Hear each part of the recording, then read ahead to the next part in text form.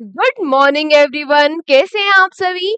I hope आप सभी लोग अच्छे होंगे, अपनी पढ़ाई भी अच्छे से कर रहे होंगे। मैं निकिता चौधरी स्वागत करती हूँ आप सभी का हमारे एग्जाम जर्नी परिवार में। और आज की क्लास में हम क्या देखने वाले हैं, आज के सेशन में हम देखने वाले हैं क्या, आज हम देखने वाले हैं 6 अगस्त के इम्पोर्टेंट करंट अफेयर्स, यानी कि 5 अगस्त तक के जो भी इम्पोर्टेंट क्वेश्चन है हमारे एग्जाम के पॉइंट ऑफ व्यू से, वो सभी क्वेश्चन हम आज की क्लास में कवर करने वाले हैं। तो स्टार्ट करते हैं अपनी क्लास को। हमारा फर्स्ट क्वेश्चन क्या हो जाता है, हमारा फर्स्ट क्वेश्चन है रिसेंटली यामिनी कृष्णमूर्ति। और ये नाम आपने इतनी बार पीवाईक्यूज में और मॉक्स में देखा होगा, अगर आपने दिए हैं तो, है ना। क्या कह रहे हो मैम, देखा ही नहीं क्योंकि मॉक्स दिए ही नहीं। चलो ठीक है, वो तो अलग बात है, लेकिन मॉक्स दिया करो, है ना। मॉक देना बहुत ही ज्यादा जरूरी है। तो क्वेश्चन पे हम आते हैं। Recently Yamini Krishnamurthy passed away, she was the famous dancer of which classical dance. आपसे पूछ रहा है अभी हाल ही में जो यामिनी कृष्णमूर्ति जी है उनका निधन हो गया, आपसे पूछ रहा है कि वो किस क्लासिकल डांस की फेमस डांसर है। तो ये किस क्लासिकल डांस की फेमस डांसर हो जाती है, ये हो जाती है भरत नाट्यम की। ये भरतनाट्यम की फेमस डांसर हो जाती है। इसके साथ साथ ये कुचिपुड़ी, कुचिपुड़ी, ये कुचिपुड़ी डांस भी करती है। तो ये किसकी फेमस डांसर हो जाती है, भरतनाट्यम की और कुचिपुड़ी की ये फेमस डांसर हो जाती है। और ये कितनी इंपॉर्टेंट पर्सनालिटी है हमारे भारत की, इसका अंदाजा आपको इस बात से लग जाएगा कि इनको कौन कौन से अवार्ड दिए जा चुके हैं। तो देख लेते हैं कौन कौन से अवार्ड इनको मिल चुके हैं।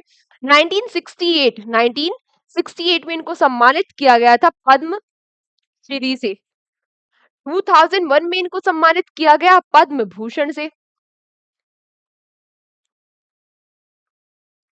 और 2016 में इनको सम्मानित किया गया पद्म विभूषण से, पद्म विभूषण से, पद्म विभूषण से। तो हमारे तीनों इंपॉर्टेंट पद्म अवार्ड इनको दिए जा चुके हैं। तो ये भारत के लिए काफी इंपॉर्टेंट पर्सनालिटी हो जाती है और फेमस डांसर ये हो जाती है किसकी, भरतनाट्यम की। भरतनाट्यम क्या है, हमारा क्लासिकल डांस है। अच्छा आप लोग मुझे ये बता दो कि भारत के कितने क्लासिकल डांसेस है। क्या कह रहे हो, 8? अगर मैं कहूँ 9 है तो मैं गलत कह रही हूँ? नहीं, देखो उसके लिए हमें जानना पड़ेगा दो नाम, उसके लिए हमें जानना पड़ेगा दो नाम। एक हो जाता है संगीत नाटक अकेडमी, संगीत नाटक अकेडमी। संगीत नाटक अकेडमी के अकॉर्डिंग भारत की 8 क्लासिकल डांसेस है। लेकिन लेकिन मिनिस्ट्री ऑफ कल्चर के according, ministry of culture, ministry of culture के अकॉर्डिंग भारत की 9 क्लासिकल डांसेस है। तो जब आप क्वेश्चन अटेम्प्ट करो एग्जाम में तो ध्यान से पढ़ना कि किसके अकॉर्डिंग पूछ रहा है ना। तो यही तो छोटे-छोटे क्वेश्चन होते हैं जिन पे हम मिस्टेक कर देते हैं और हमारे क्या हो जाते हैं, हमारे नेगेटिव्स में नंबर कट जाते हैं और नेगेटिव में नंबर कट जाते हैं। और हम क्या करते हैं कि यार 1 नंबर से रह गए, 2 नंबर से रह गए, जीएस तो बहुत बेकार है, कुछ भी पूछता है, मैं तो बिल्कुल सही-सही सारे क्वेश्चन करके आया था या आई थी। वो सही नहीं होते हैं, आपने ध्यान से नहीं पढ़ा होता। और एग्जाम हॉल का प्रेशर ऐसा ही होता है, जो ऐसी सिली-सिली मिस्टेक आप वहाँ पे कमिट करते हो और फिर आपका क्या नहीं हो पाता है, सिलेक्शन नहीं हो पाता है। इसीलिए क्या रहना है, इसीलिए ध्यान से पढ़ना है, क्वेश्चन को ध्यान से पढ़ना है, उसके बाद आंसर लगाना है। जल्दी-जल्दी के चक्कर में गलत आंसर करना बहुत ही नुकसानदायक हो जाता है। 8 क्लासिकल डांसेस है वो कहाँ के डांसेस है, अब हम एक बार ये देख लेते हैं।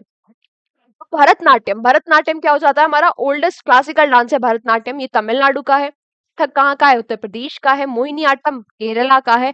कुचिपुड़ी आंध्र प्रदेश का है। मणिपुरी मणिपुर का है।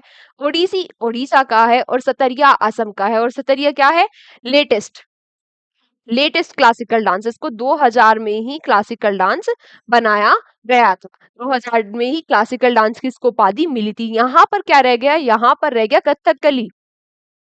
कथकली, कथकली कहाँ का फेमस डांस है, कथकली है केरला का। तो ये हो जाते हैं 8 क्लासिकल डांस। लेकिन मिनिस्ट्री ऑफ कल्चर कहती है कि ये 8 क्लासिकल डांस तो है ही, इनके साथ साथ ये छऊ को भी क्लासिकल डांस मानती है, छऊ को भी क्लासिकल डांस मानती है। इतनी चीजें क्लियर है ना, क्लियर है। नेक्स्ट क्वेश्चन पे आते हैं। नेक्स्ट क्वेश्चन हमारा क्या कह रहा है, नेक्स्ट क्वेश्चन कह रहा है recently INS Tabar participated in the maritime partnership exercise between India and which country? अभी हाल ही में जो हमारा INS तबर है उसने पार्टिसिपेट किया एक मैरीटाइम एक्सरसाइज में, आपसे पूछ रहा है वो इंडिया और किस देश के बीच में हुई है। तो ये मैरीटाइम पार्टनरशिप एक्सरसाइज हुई है इंडिया और रशिया के बीच में। किस लिए होती है ये आपसी संबंधों को बेहतर बनाने के लिए ये एक्सरसाइजेज कंडक्ट कराई जाती है, नेवल एक्सरसाइज ये होती है। कहाँ इसको होस्ट कौन कर रहा था? इसको होस्ट भी कौन ही कर रहा था? रशिया ही इसको होस्ट कर रहा था और हमारे INS बर ने इसमें पार्टिसिपेट किया। ऐसे क्वेश्चन पूछ लेता है, ऐसे क्वेश्चन पूछ लेता है। अभी मैंने एक और मैरीटाइम पार्टनरशिप एक्सरसाइज आपको पढ़ाई थी, कुछ ही दिन पहले पढ़ाई थी, याद आ रहा है कुछ? इधर क्या होता है? अरेबियन सी, अरेबियन सी। और मैंने पढ़ाया था ना, यहाँ पर भी एक मैरीटाइम पार्टनरशिप एक्सरसाइज हुई थी। यहाँ पर भी क्या हुई थी? एक मैरीटाइम पार्टनरशिप एक्सरसाइज हुई थी। किसके बीच में हुई थी? इंडिया और USA के बीच में। कंफ्यूज नहीं होना है, इसीलिए मैं इसको यहाँ पर को बता रही हूँ। किसके बीच में हुई थी? इंडिया और USA के बीच में हुई थी। और यहाँ पर किसने पार्टिसिपेट किया था? INS आदित्य और INS विशाखापट्टनम ने, INS विशाखापट्टनम ने। तो अभी किसके बीच में हुई है? अभी किसके बीच में हुई है? इंडिया और रशिया के बीच में। वहां पर रशिया के साथ जो हुई है वहां पर हमारे INS तबर ने पार्टिसिपेट किया है। इसको होस्ट भी रशिया ने किया था। लेकिन अभी कुछ ही दिन पहले हुई थी मैरीटाइम पार्टनरशिप एक्सरसाइज अरेबियन सी में। किसके बीच में? इंडिया और USA के बीच में हुई थी। तब हमारे INS आदित्य और INS विशाखापट्टनम ने पार्टिसिपेट किया था। इतनी चीजें क्लियर है ना? क्लियर है? कंफ्यूज तो नहीं होगे? अगर रशिया पूछे तो INS तबर ने पार्टिसिपेट किया है, और अगर पूछे USA के साथ तो किसने पार्टिसिपेट किया है?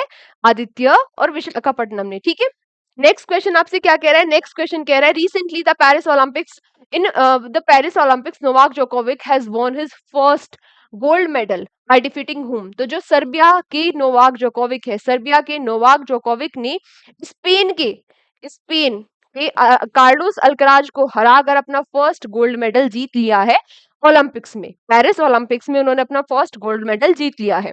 वैसे नोवाक जोकोविक का ये फर्स्ट गोल्ड मेडल है, नोवाक जोकोविक का ये फर्स्ट गोल्ड मेडल है ओलंपिक्स में। नोवाक जोकोविक का क्या है? ये फर्स्ट गोल्ड मेडल है ओलंपिक्स में। अभी तक ये 24 ग्रैंड स्लैम्स जीत चुके हैं, ग्रैंड स्लैम्स जीत चुके हैं। ग्रैंड स्लैम्स मतलब जो टेनिस टूर्नामेंट होते हैं उनको 24 जीत चुके हैं। ये अब तक सबसे ज्यादा ग्रैंड स्लैम्स जीतने वाले टेनिस प्लेयर है। लेकिन ओलंपिक्स में इन्होंने पहला गोल्ड अब जाकर जीता है। किसको हराया है?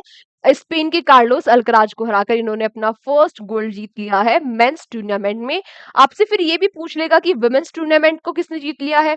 तो वुमेन्स टूर्नामेंट को जीत लिया है चाइना की क्विंग जेंग ने। चाइना की क्विंग जेंग ने वुमेन्स टूर्नामेंट को जीत लिया है। यहाँ पर आपके लिए क्वेश्चन फॉर यू हो जाता है क्या?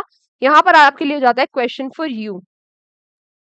क्वेश्चन फॉर यू, आज आप लोग क्या करेंगे? एक तो आपके लिए यहाँ पे होमवर्क है। होमवर्क क्या है कि जितने भी मैंने आपको अभी तक पेरिस ओलंपिक्स के बारे में 20-30 क्वेश्चन जो मैंने वो नोट करा रखे हैं उनको आप एक बार रिवाइज करोगे। क्वेश्चन फॉर यू आपका क्या हो जाता है जिसका आप कमेंट बॉक्स में आंसर दोगे कि भारत ने अभी तक कितने मेडल जीते, कितने मैंने तो आंसर ही लिख दिया, कितने मेडल जीते, कितने मेडल इंडिया ने जीते और किस किसने मेडल जीते, ये आप लोग मुझे कमेंट सेक्शन में लिख के बताओगे। इसका आंसर आप सभी लोगों को करना है। ये किस लिए मैं कर रही हूँ? जिससे कि क्योंकि आप क्या करोगे, आप जब कमेंट बॉक्स में टाइप करोगे तो मैक्सिमम रिवीजन आप एक बार कॉपी में देखोगे कि मैं सही आंसर कर रहा हूँ या कर रही हूँ, फिर आप उसको टाइप करोगे, फिर आप पोस्ट करोगे। तो इससे क्या होगा? इससे क्या होगा कि वो आपकी मेमोरी में हमेशा के लिए बना रह जाएगा, है ना? तो इनके नाम और किसमें इन्होंने किसमें इन्होंने मेडल जीते, कितने लोगों ने मेडल जीते, वो आप मुझे आज कमेंट बॉक्स में बताओगे और सभी बच्चों को इसका आंसर करना है। ये आपके लिए क्वेश्चन फॉर यू हो जाता है। नेक्स्ट क्वेश्चन पे हम आते हैं। नेक्स्ट क्वेश्चन क्या कह रहा है? नेक्स्ट क्वेश्चन कह रहा है हमें recently who has become the first black and South Asian woman to become the candidate of president of India, president of USA की प्रेसिडेंट की कैंडिडेट बनने वाली पहली ब्लैक और साउथ एशियन महिला कौन हो जाती है? ये कौन हो जाती है? ये हो जाती है कौन? कमला हैरिस जी। कौन हो जाती है ये? कमला हैरिस जी हो जाती है। और कमला हैरिस जी क्या है? इंडियन ऑरिजिन की पर्सन है, इंडियन ऑरिजिन की पर्सन है। ये यूएस में कैंडिडेट, यूएस के प्रेसिडेंट के लिए कैंडिडेट, मतलब कैंडिडेट है, यानी कि यूएस के प्रेसिडेंट पद के लिए उम्मीदवार है। ये किस किस पार्टी से बिलोंग करती है? डेमोक्रेटिक पार्टी से। डेमोक्रेटिक पार्टी, यानी कि जो बाइडेन वाली पार्टी है उससे उससे ये उम्मीदवार खड़ी करी है उन्होंने, और इनके अगेंस्ट में कौन हो जाते हैं? Donald Trump. ट्रम्प जी वो किस पार्टी से है? वो रिपब्लिक पार्टी से है। तो पहली पहली ब्लैक एंड साउथ एशियन, वैसे तो देख रहे हो कितने डेवलप है वो लोग, कितनी कैसे राइट्स के बारे में बात करते हैं, इक्वालिटी के बारे में बात कर रहे हैं। कितने सालों के बाद 1776 से अब जाकर यहाँ पे पहली कोई ब्लैक और साउथ एशियन महिला बनी नहीं है अभी, बस उम्मीदवार है राष्ट्रपति पद के लिए। कहाँ की हो जाती है? लेकिन कहाँ की है? ये इंडियन ओरिजिन की पर्सन हो जाती है। नाम है इनका Kamala Harris ji. Next question आपसे क्या कह रहा है? Recently Droupadi Murmu has become the first Indian president to visit which country? जो तो हमारी प्रधान राष्ट्रपति है द्रौपदी मुर्मू जी, ये पहली महिला बन गई है किन कंट्री को विजिट करने वाली। तो अभी ये 3 कंट्रियों के दौरे पर है, 3 कंट्रीज के दौरे पर है। तो वो उनमें से पहली कंट्री कौन सी है? पहली कंट्री कौन सी है जिसमें हमारी राष्ट्रपति जा रही हैं? वहां पर अभी तक हमारे कोई भी राष्ट्रपति नहीं गए हुए हैं। तो ये हो जाती है कौन सी कंट्री? तिमोर लेस्टे और फिजी। इन दोनों कंट्री में जाने वाली ये पहली राष्ट्रपति बन जाएंगी। और वैसे ये न्यूजीलैंड के दौरे पर भी है, यानी कि इन तीनों कंट्रीज का इनका टूर है, जिनमें से तिमोर लेस्टे और फिजी में जाने वाली ये पहली प्रेसिडेंट बन जाएंगी इंडिया की। अगर हम बात करें तिमोर लेस्टे और फिजी के बारे में, तो जो फिजी होता है, फिजी की कैपिटल है सुआ, करेंसी हो जाती है फिजियन डॉलर। और तिमूर जो तिस्ते है, इसकी कैपिटल हो जाती है दिल्ली, दिल्ली। और करेंसी हो जाती है डॉलर। करेंसी क्या हो जाती है? डॉलर। मैम ये है कहाँ? तो है कहाँ वो भी एक बार हम फटाफट से देख लेते हैं। ये है कहाँ? ये हो जाता है हमारा प्यारा भारत, इंडिया। ठीक है। यहाँ पर क्या हो जाता है? यहाँ पर क्या हो जाता है? Australia, Australia. यहाँ पर क्या हो जाता है? ऑस्ट्रेलिया। अब यहाँ पर इंडिया हो गया, यहाँ पर ऑस्ट्रेलिया होगा, हो गया। यहाँ पर क्या है? ये जो हो जाता है, ये एक आइलैंड कंट्री है, ये हो जाती है क्या? Timor Leste, Timor Leste. यहाँ पर क्या हो जाती है? यहाँ पर हो जाती है फिजी। और न्यूजीलैंड हो जाता है यहाँ, न्यूजीलैंड। न्यूजीलैंड कहाँ पर हो जाता है? ऑस्ट्रेलिया के नीचे। ठीक है। अच्छा, न्यूजीलैंड की अगर हम कैपिटल और करेंसी के बारे में बात करें, तो न्यूजीलैंड की अगर हम कैपिटल और करेंसी के बारे में बात करें, तो न्यूजीलैंड की कैपिटल हो जाती है वेलिंगटन। यहाँ मैं ऊपर लिख देती हूँ,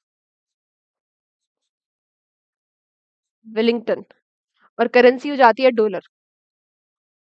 इनकी लोकेशन क्लियर है ना? यहाँ पे भारत हो जाता है, भारत के नीचे यहाँ पे इधर नीचे जाके, मतलब उतना स्पेस नहीं है वो, बस मैं आपको रफ बता रही हूँ। इधर नीचे जाके ऑस्ट्रेलिया हो जाता है, ऑस्ट्रेलिया के इधर नॉर्थ में क्या हो जाता है? Timor Leste. इधर क्या हो जाता है? ईस्ट में फिजी। और नीचे क्या हो जाता है? नीचे हो जाता है न्यूजीलैंड। ठीक है। तो इनमें से तिमोर लेस्टे और फिजी में जाने वाली द्रौपदी मुर्मू बन गई है पहली महिला, पहली राष्ट्रपति भारत की। नेक्स्ट आपसे क्या पूछ रहा है? Recently ministry of education has introduce a guideline for bagless day for student of which class. मजा आ गया भाई बच्चों का, है ना? मिनिस्ट्री ऑफ जो एजुकेशन है, उन्होंने गाइडलाइन दे दी है कि बैगलेस डे के लिए, for bagless day for student class के, आपसे पूछा है किस क्लास के स्टूडेंट्स के लिए बैगलेस डे होने वाला है।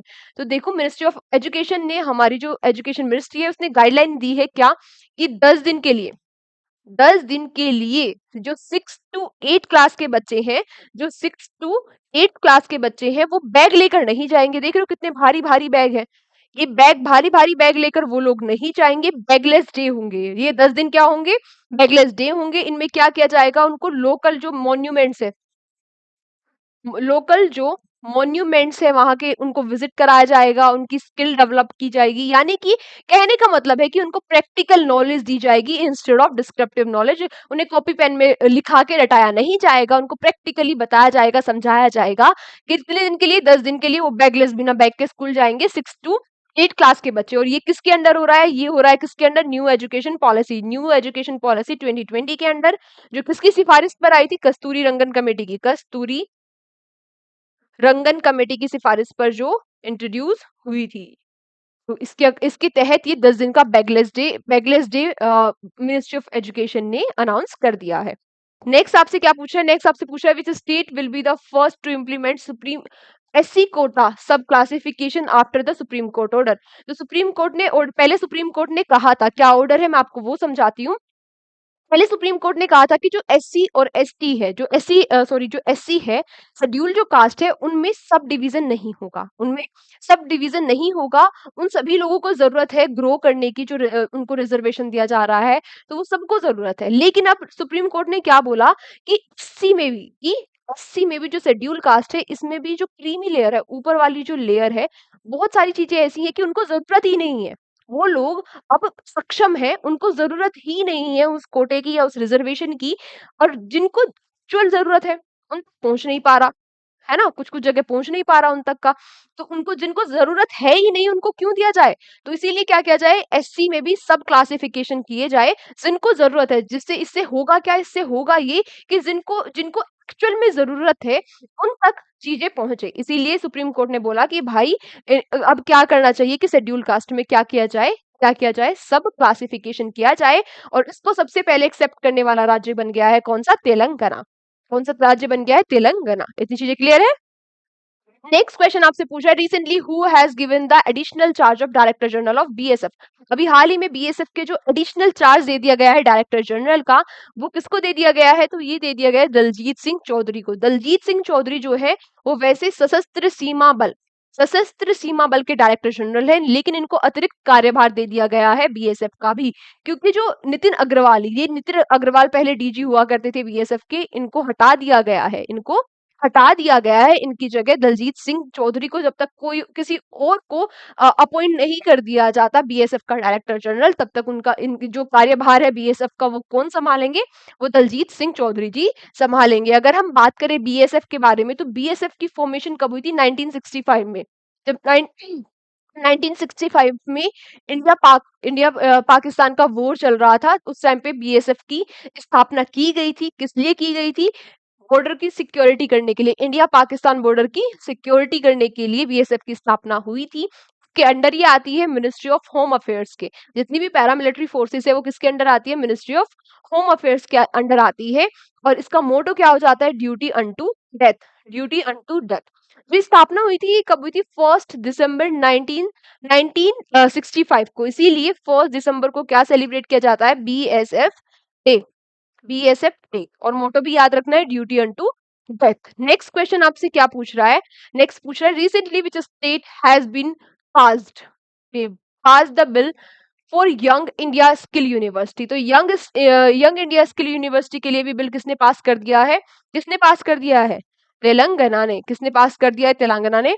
इसलिए भाई यंग इंडिया स्किल यूनिवर्सिटी, आप समझ रहे होंगे, नाम से समझ रहे होंगे कि जहाँ पे स्किल डेवलपमेंट किया जाए, ऐसी यूनिवर्सिटी ये बना रहे हैं, है ना। कि जिससे आपको पता है कि इतना अनएम्प्लॉयमेंट क्यों है, क्योंककि जॉब बहुत सारी है, काम बहुत सारे हैं, लेकिन यूथ उतना स्किल नहीं है। यूथ उतना स्किल नहीं है, तो इन्होंने क्या किया, जो young young India skill university ही डेवलप करने के लिए बिल पास कर दिया, किसने, तेलंगाना ने। नेक्स्ट आपसे क्या कह रहा है, recently which startup of India achieve the third unicorn startup 2024। तो 2024 का तीसरा यूनिकॉर्न स्टार्टअप कौन बन गया है, तो ये बन गया है कौन, रैपिडो। 2000 2024 का थर्ड यूनिकॉर्न स्टार्टअप बन गया है रैपिडो। जो रैपिडो है, ये 2015 में इसकी क्या होती है, रैपिडो की फॉर्मेशन होती है। ये तीसरा बन गया है। तो मैम पहले दो कौन है, तो पहले दो कौन हो जाते हैं, पहले दो हो जाते हैं ओला ओला और ओला और परफ्यूज पहले दो स्टार्टअप हो जाते हैं यूनिकॉर्न बनने वाले। अब ये यूनिकॉर्न क्या होता है, जिनकी जो कंपनी 1 बिलियन यूएसडीपी की हो जाती है, जो 1 बिलियन यूएसडी हो जाती है, यूएसडी की जो कंपनीज हो जाती है, उनको क्या बोला जाता है, यूनिकॉर्न। यानी कि जिन कंपनीज की जो वर्थ है, वो कितनी हो जाती है, 1 बिलियन हो जाती है, उनको क्या कहा जाता है, यूनिकॉर्न कहा जाता है। अगर मैं आपको यहाँ पे थोड़ी सी बातें और बताऊं, तो इंडिया में 339 के स्टार्टअप्स है, रजिस्टर्ड स्टार्टअप से 339 के, इनमें से 116 क्या है, यूनिकॉर्न। यानी कि इनकी वर्थ कितनी हो जाती है, $1 बिलियन की इनकी क्या हो जाती है, वर्थ हो जाती है इन कंपनीज की। और अभी थर्ड रैपिडो बन गया है। रैपिडो को अभी लोन मिल गया है, लोन नहीं कहेंगे, फंड कहेंगे। रैपिडो को अभी फंड मिल गया है 120 मिलियन का, और जिसके बाद रैपिडो अब थर्ड यूनिकॉर्न बन गया है इंडिया की। ठीक है। आज के क्वेश्चन यहीं तक थे। अब क्या कर लेते हैं, हम प्रीवियस डे के क्वेश्चंस का हम रिवीजन कर लेते हैं फटाफट से, आपको आंसर करते हुए चलना है यहाँ तक। अब आज के क्वेश्चन हमारे खत्म हो जाते हैं। कल हमने क्या क्या क्वेश्चन पढ़े थे, फटाफट आपको आंसर करते हुए चलना है, मेरे से पहले आप आंसर करोगे, है ना। तो क्या पूछा आपसे first question, recently who will be the first ISRO astronaut to reach international space station. तो ये कौन हो जाते हैं, ग्रुप कैप्टन शुभांशु शुक्ला जी ये हो जाते हैं। नेक्स्ट आपसे क्या पूछ रहा है, which state has launch the मुख्यमंत्री मैया सम्मान योजना। तो ये किसने लॉन्च करी थी, झारखंड ने। नेक्स्ट आपसे पूछ रहे हैं, recently in which state of India has the country's first 3D printed school been built. तो ये कहां पर बनाया जा रहा है, 3D printed school Arunachal Pradesh में। नेक्स्ट आपसे पूछ रहा है, which country's billionaire tax proposal, which country's billionaire tax proposal has been accepted by G20 organization। जो बिलियनियर है ये टैक्स प्रपोजल है क्या, कि जो बिलियनियर है उन पे 2% का टैक्स लगाया जाए। ये किसने प्रपोजल दिया था, ब्राजील ने, और इसको किसने एक्सेप्ट कर लिया है, G20 ने। G20 की अध्यक्षता भी इस बार कौन कर रहा है, ब्राजील ही कर रहा है। नेक्स्ट आपसे पूछ रहा है, when is Indian organ day और Indian organ donation day observed every year. तो ये कब मनाया जाता है, 3 अगस्त को मनाया जाता है। अगला आपसे क्या पूछ रहा है, recently India and Vietnam has signed in agreement to develop a national heritage in which state. तो ये नेशनल हेरिटेज कहाँ डेवलप करेंगे, आपसे ये पूछ रहा है। तो ये कहाँ डेवलप किया जाएगा, गुजरात में। नेक्स्ट आपसे पूछ रहा है, which country hosted the international conference of agriculture economist for the first time in 66 year. तो इंडिया इसको होस्ट करने वाला है। अगला आपसे पूछ रहा है, idea for life has been launch to address which of the following issue. तो आइडिया ऑफ लाइफ लॉन्च किया गया था एनवायरमेंट सस्टेनेबिलिटी के लिए, एनवायरमेंट सस्टेनेबिलिटी के लिए। नेक्स्ट आपसे पूछ रहा है, which where will be the India's first night street racing organise. तो नाइट स्ट्रीट फर्स्ट कहाँ पर ऑर्गेनाइज कराई जाएगी, चेन्नई में ऑर्गेनाइज कराई जाएगी। नेक्स्ट आपसे पूछ रहा है, recently which country has introduce massacre law to remove stray dogs from street. तो ये किसने कर दिया है, टर्की ने कर दिया है। किसने, टर्की ने कर दिया है। तो आज की क्लास को हम यहीं तक रखते हैं। Thank you so much everyone हमारे साथ सेशन में एंड तक बने रहने के लिए। अब मैम पीडीएफ कहाँ मिलेगी, पीडीएफ कहाँ मिलेगी, पीडीएफ आपको मिलेगी हमारे एग्जाम जर्नी के टेलीग्राम चैनल पर। कहाँ मिलेगी, हमारे एग्जाम जर्नी के टेलीग्राम चैनल पर आपको पीडीएफ मिलेगी, या तो वो तुरंत क्लास के बाद भी अपलोड हो जाती है। मैक्सिमम आपको 10 बजे तक वहां पर पीडीएफ अवेलेबल हो जाएगी। आज की क्लास को हम यहीं तक रखते हैं। कल के सेशन में आप सभी लोगों से फिर मुलाकात होगी। आज आपको क्या करना है, इनका रिवीजन, जो आप टेस्ट जैसे आप डेली करते हो अपना 20% काम, वो काम आपको करना है, एक बार रिवीजन कर लेना है इस क्लास का। कल के सेशन में आपसे हम फिर मुलाकात होगी ऐसे ही कुछ बेहतरीन अच्छे क्वेश्चंस के साथ। तब तक बस मैं आपसे यही कहूंगी, अपना ध्यान रखिए, अपने बड़ों का सम्मान कीजिए, अपने छोटों को प्यार कीजिए। जय हिंद, जय भारत।